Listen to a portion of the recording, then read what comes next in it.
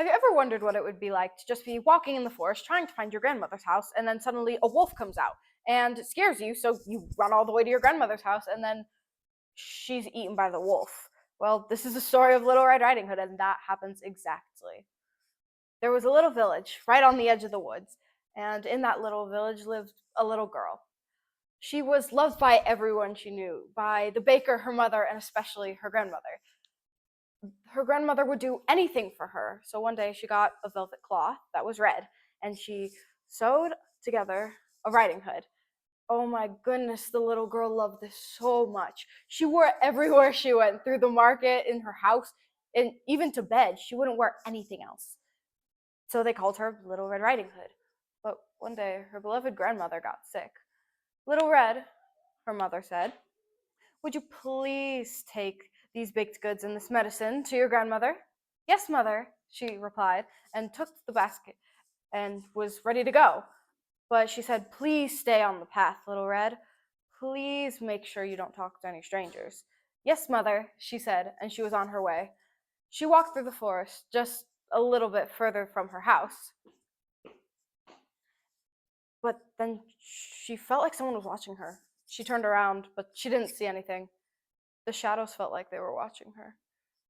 She kept going, believing that it was only her imagination, when suddenly she heard a low growl and heard wild footsteps.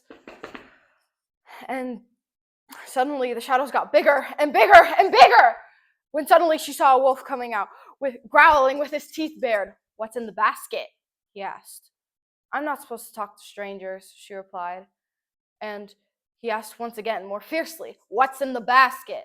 And so she ran and ran as fast as her feet would take her. The rest of the time, going throughout the woods, she made sure to keep her eyes everywhere to make sure the wolf wasn't following her. But he was, keeping a little eye on her. Right before she got to grandmother's house, he popped out again. What's in the basket? Let me know or I'll eat you. And so she ran as fast as her feet would take her. And when she got to her grandmother's house, she collapsed. Catches her breath. And knocked on the door. Grandmother, she asked. It's Little Red. But there was no answer. This was weird. She always answered for her. So she slowly opened the door, and she went in. Her grandmother looked awfully sick, so she went up to her. Grandmother, I brought you some medicine and goodies. Oh, thank you, dearie, she said. But Little Red started to notice she looked a little different. My grandmother, what big ears you have. All the better to hear you with, my dear. My grandmother, what big eyes you have. All the better to see you with, my dear. Oh, grandmother, what a big nose you have. All the better to smell you with, my dear.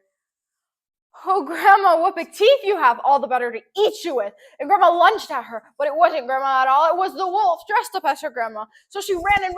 She ran, and collapsed when she got to the doctor's office. Doctor, she knocked. Doctor, please help. My grandma's been eaten by the wolf. The doctor opened and said, I will help you, Little Red. And so they both ran. They ran all the way back to grandmother's house. And once they got there, the doctor opened the door and pretended like he was going to care for the little old woman. But when the wolf fell asleep, he slowly took out his knife and cut the wolf's stomach and helped grandma come out. So the doctor helped grandmother, and they all got to eat the goodies, and the wolf was dead. The end.